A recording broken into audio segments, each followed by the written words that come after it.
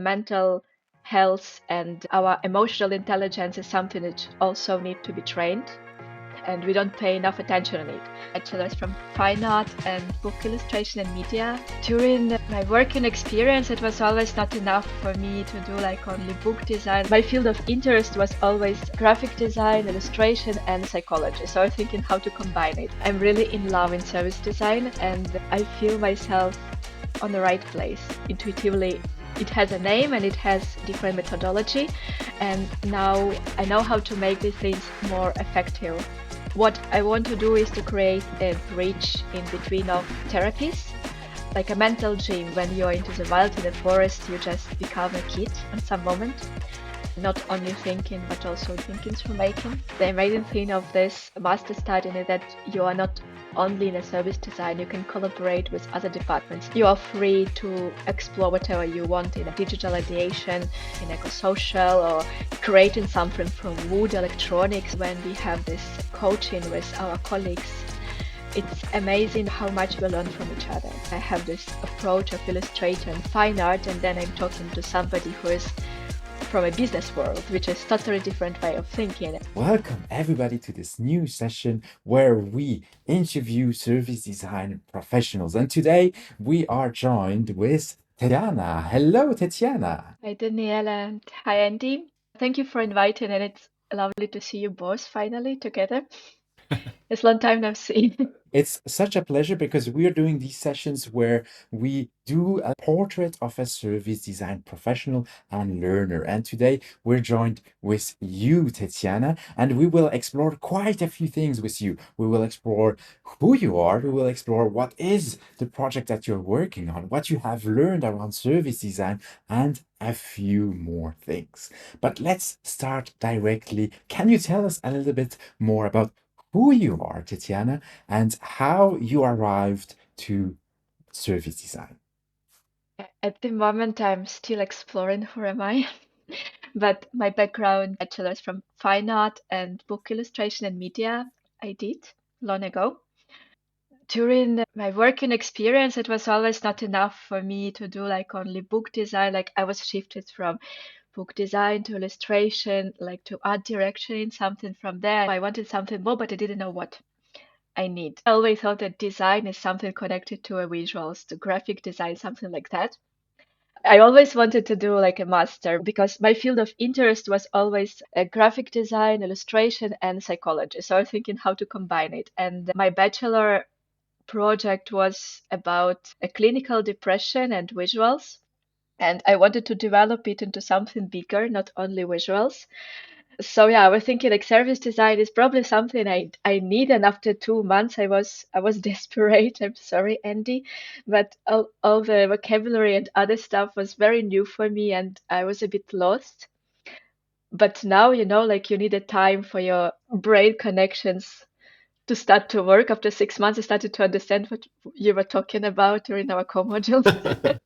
So I'm really in love in service design at the moment, and I feel myself on the right place. I see this is something that comes quite a lot. This idea that service design is a little bit of a bridge between different practices. And in your case, this idea of psychology, art, design, and what could be there that connects these different pieces in a kind of coherent way. I just regulated that all things I did also in publishing or in graphic design when I had to build bridges between different departments. It what I actually liked, this organizational stuff, to build in a journey map and other things. I didn't know the words, how to name them, but it was actually what I was doing. And now I understood that what I did intuitively, it has a name and it has different methodology.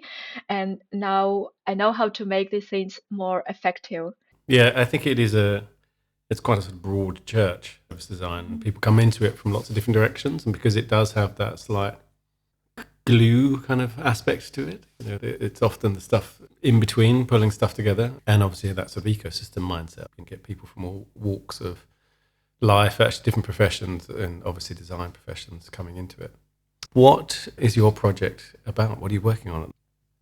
Yeah, as I mentioned before, I wanted to follow my passion to psychology after my bachelor. So yeah, I started to deep dive what can I do And as you know, I came from a broad idea to something more smaller. And what I want to do is to create a bridge in between of therapies, like a mental gym, because we train our body, but the mental health and our emotional intelligence is something that also need to be trained, and we don't pay enough attention on it. So, and my research was based on two things. Also, two passions. I got another passion I found in Switzerland is about like hiking and these mountain trails and nature. So I started to explore first the movement, how it influences on our feelings, not only physical but mental stability. So I made research through different people who have some mental disorders and how they care like in a physical way about themselves during their daily life, but also because I had like there are a lot of research about that, but I was interested to do the personal wow through people I know how it works. And the second pillar is about a landscape, how it shape us physically and mentally, because through not informal talk to people in Switzerland and to people like who moved to Switzerland, I noticed the things how they make a lot of comparison of the landscapes and their habits they had in their daily life in another country. And through like my survey, when I was asking about this movement in Europe survey about hiking, somebody from Switzerland said like, what is this question about? You, if you are born in central Switzerland, it's in your DNA, like mountain and hiking, it's what you have to do daily. I was like, I saw mountains the first time when I was 14 because it's like 800 kilometers from my hometown. So my place is totally plain and it's easy to believe that the world is flat.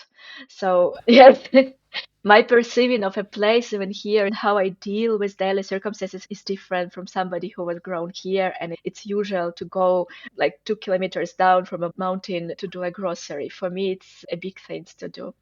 I made a research on that and how to use a landscape also as a community building, as a connection, as a tool to learn ourselves, our personal needs, and how to use it into a daily life to feel better. And how have you been sort of wrapping this up in the service aspect of it? I'm trying to make this bridge in between a session therapies. So I'm trying to find a service or to find more practical tool how to do it, how to propose and from whom it would be proposed the sessions, because when it's going about mental health, it's about trust and fairness and other aspects.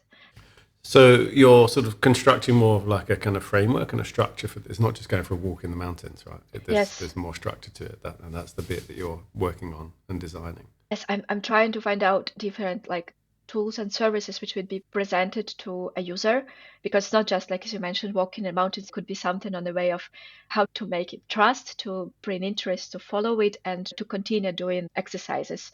So I'm exploring also this part of surprising, which would bring my user interest to go outside from this comfortable box we made for ourselves. I know that you've made quite a few prototypes already. From what I remember, you've done work around workshops, you've done work around a subscription box, you've made also exhibitions and pieces around that. Can you tell us a little bit how you prototyped these many service ideas and directions that you have developed for your project?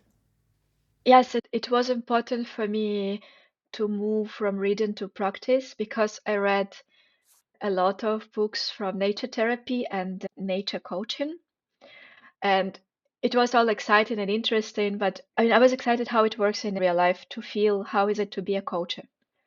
So I don't have this education, but I talked to people who were doing it and I was interested to feel it.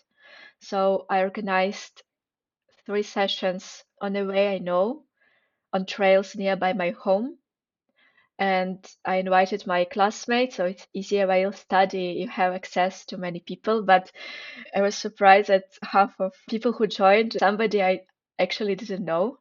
So just somebody from my classmates, they couldn't go, but they say, "Oh, I have a friend who just moved who would be interested. Don't you mind to grab and entertain?" So I was like, "Okay, let's try."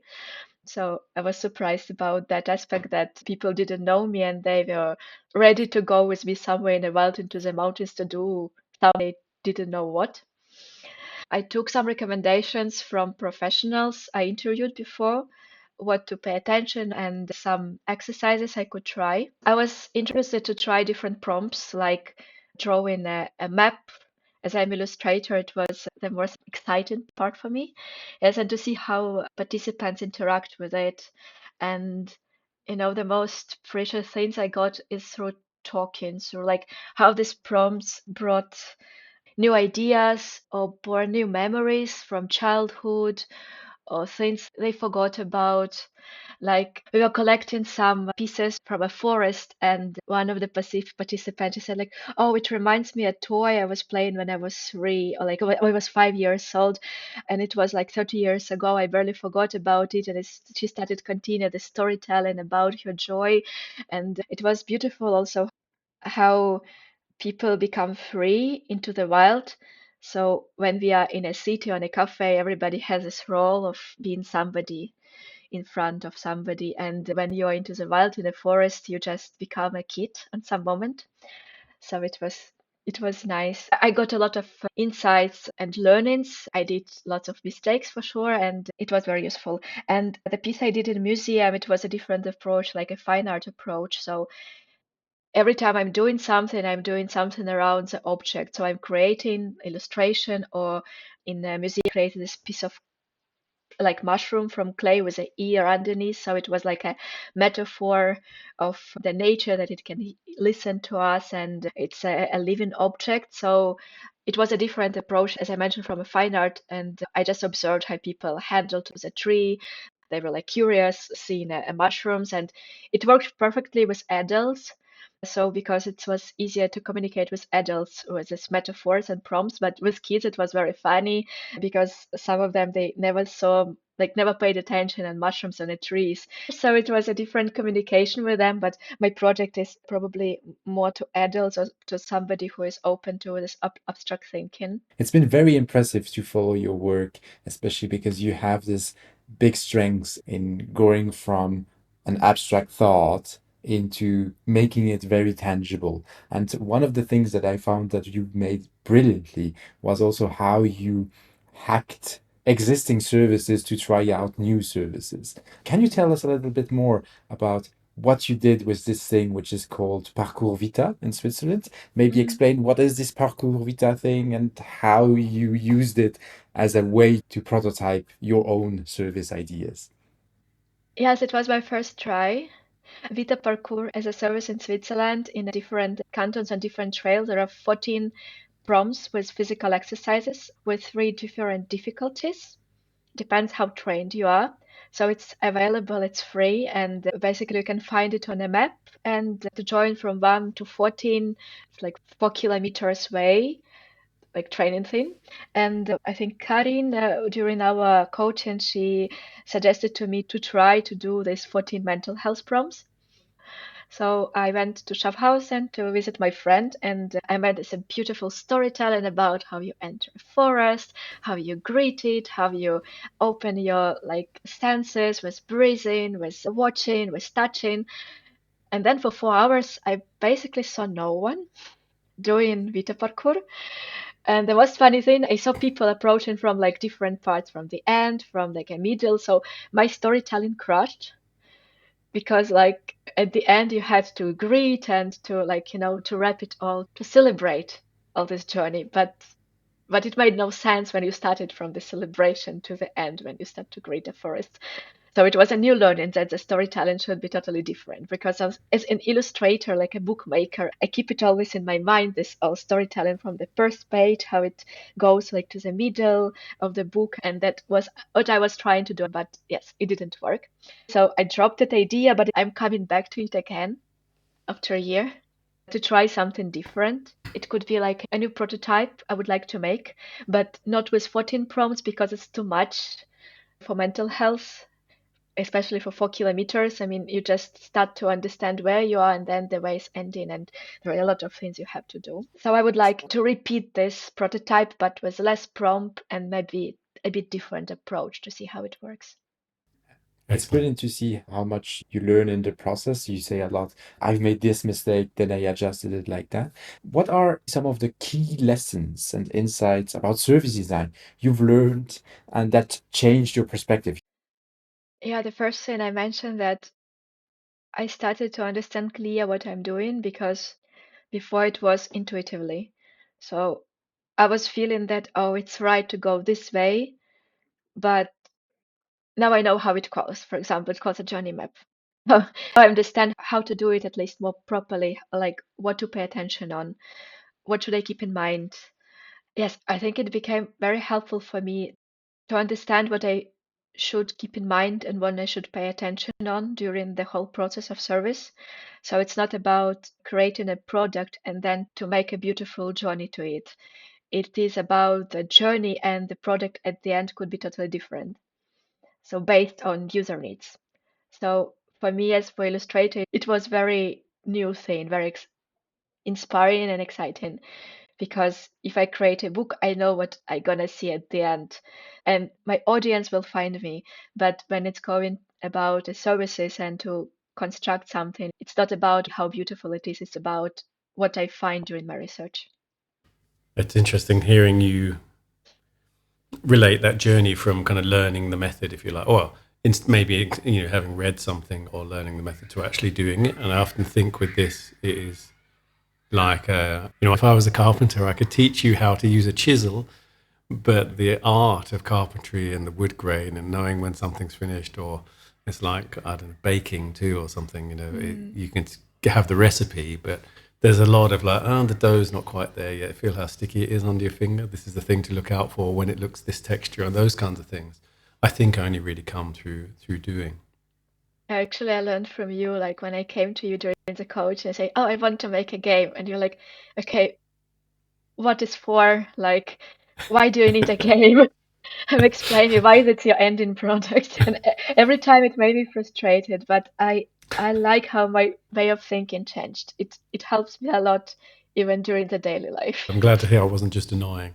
I Yeah. mean, part of the thing is, and this should lead me on to the next question about the masters, is you have a unique couple of years, right, to go deep into something you really want to go into. You don't really have someone else telling you what you have to do, and you have deadlines, but there isn't nearly the kind of time pressure that there is in the commercial world.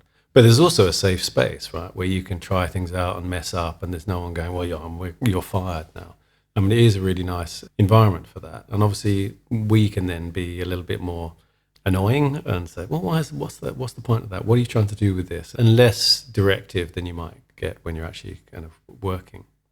So, on that, who do you think a master like this is for, and who is it not? Mhm.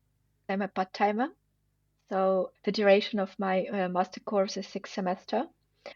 And I think it's amazing for me, at least, because the first year I was trying to understand what I was doing there because of a lot of new methodology, and the language, the scientific language, is also tricky. When I translate it all into Ukraine, sometimes I need 30 minutes to understand what I just read. And I was extremely happy on my second year when everything just connected in my head during the summer, and I clearly saw where I have to move and what I have to do. So I mean, for probably slower thinker as I am, it was very useful, 3 years.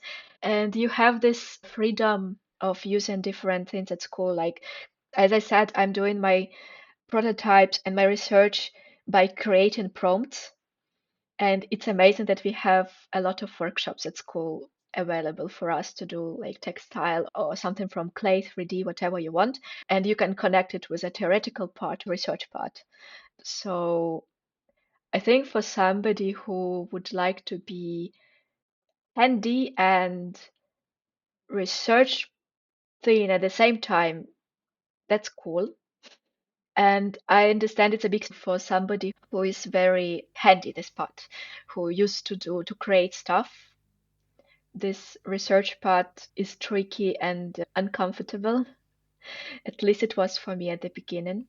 Or for somebody who is in research, you have to also change your perspective and become crafty because it's very helpful. Not only thinking, but also thinking through making. A lot of people already said it. The amazing thing of this master study is that you are not only in a service design, you can collaborate with other departments. So we have our core module one week, but during the other 4 days, you are free to explore whatever you want in a digital ideation department, like in eco-social or creating something from wood electronics. So I think that's amazing thing. Amazing, yeah, it is. Danielle and I had to join the tour around the workshops the other day because I hadn't seen it so much in the new building.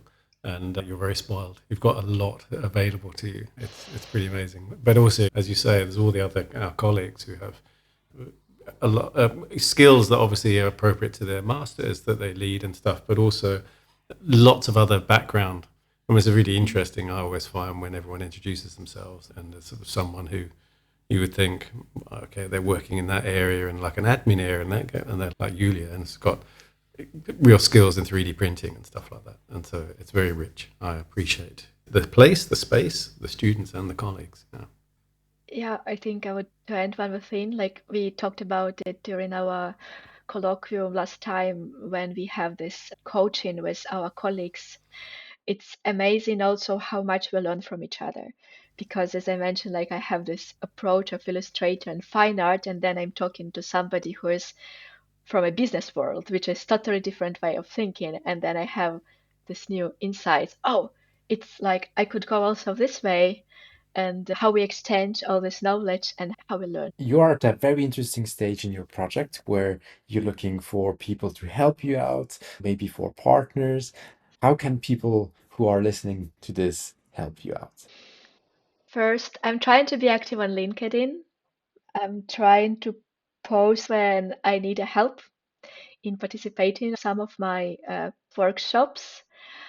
I would like probably to connect to somebody who is doing something also similar to learn from their knowledge and to collaborate. One more prototype I'm trying to test at the moment is to create the seasonal boxes with prompts. I would propose a psychotherapy, so I would like to find some people who would like to try them with me.